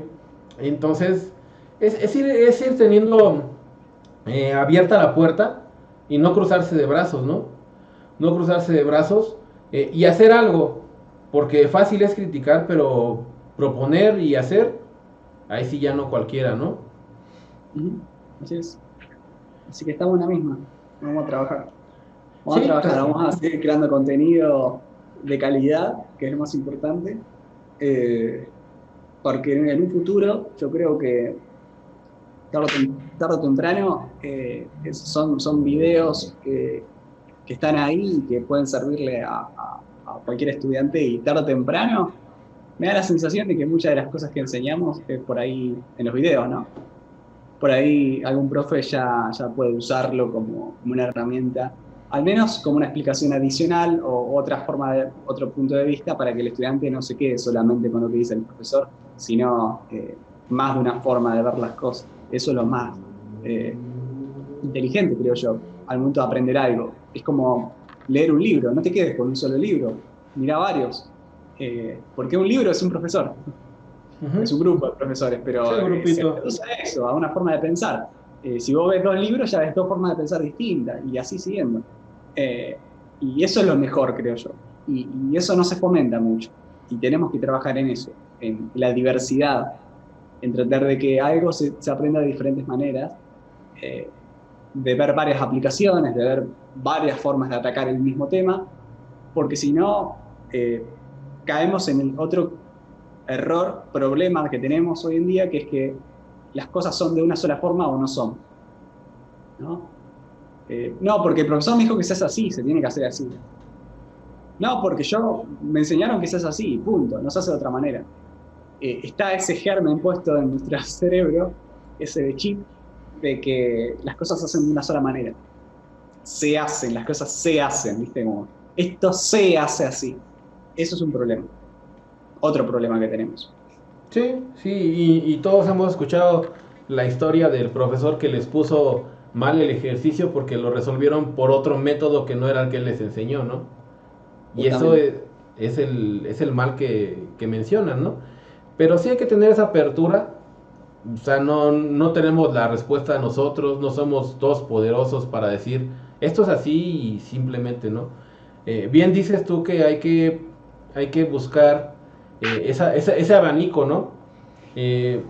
Tengo que he estado conversando, y eso me ha gustado mucho de la plataforma, que he podido contactar a diferentes personas de diferentes partes del mundo y ver su punto de vista, ¿no? De la matemática, su punto de vista de la enseñanza, su punto de vista a lo mejor hasta del mundo, ¿no?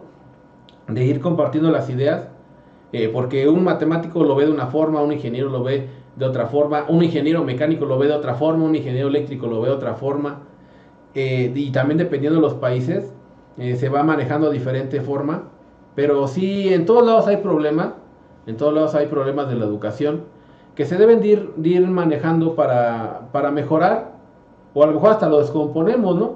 Hay gente que dice, no le muevas a algo que está funcionando, ¿no? Entonces, también puede ser que se descomponga, pero pues hay que estar buscando el cambio, la manera de enseñar, y yo creo que es la motivación que tenemos todos, ¿no? El transmitir conocimiento, ya sea por ser profesores, o ya sea por también transmitir el conocimiento en redes, ¿no? En cualquier tipo de red social. Todos tenemos esa meta de transmitir el conocimiento y transmitir nuestro punto de vista, el punto de vista que tenemos, e ir mejorando la educación en el mundo, ¿no? Ya no es nada más nada más en nuestro país, no nada más en nuestra universidad, en nuestra escuela, sino que ya todo esto hace que las personas te van en todos lados, ¿no? O sea, luego me contactan mucha gente de Perú.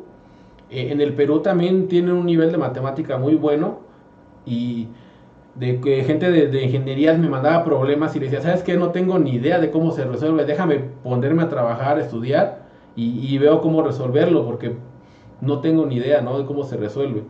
Y todo eso va enriqueciendo toda esa comunidad. Eso es lo que busco con todo esto, y ir que todos vayamos en un sentido y tener una comunicación, porque a final de cuentas, a lo mejor si trabajamos de forma puntual, pues es más complicado que si todos vamos en un mismo bloque, ¿no? Así es, somos una comunidad, de alguna manera u otra. Sí, al final de cuentas es una una escuela virtual enorme, ¿no? Ujú. Y esa es sí, la idea de todo esto, ir caminando juntos. No sé si quieras agregar alguna otra cosa, sino ya nos tardamos bastante cuando se habla de educación. Ya nos tardamos 2 horas hablando. No, fomentar el diálogo, que los chicos quieran dialogar, tratar de crear algún espacio, dar la manera de crear algún espacio donde los estudiantes puedan opinar también, donde los docentes puedan opinar, tratar de ver la vuelta de hacer algo así, porque si no van a pasar 10 años más y vamos a estar igual, van a pasar 20 años más y vamos a estar igual, o mucho peor, ¿no? Vamos a tener esta pandemia, esta cachetada y no vamos a aprender nada, vamos a seguir igual, y eso es peor. O sea, lo peor que nos puede pasar es que después de la pandemia sigan las cosas igual. Que sigue igual. Que después de tanto sufrimiento no hayamos aprendido nada. Y puede pasar, eso puede pasar, pero tenemos que tratar de que no pase, tratar de aprender de los errores, aprender de usar la información que tenemos. Hay un montón de estudiantes que están diciendo que la pasaban mal en el aula. Usar esa información para hacer algo. Porque después está el otro tema, que es que muchos no quieren ver la realidad y les es cómodo, les es funcional seguir como venían siguiendo y haciendo las cosas. Y eso es un problema. Y no tenemos que permitirlo. Tenemos que permitir que las cosas sigan como están, digamos.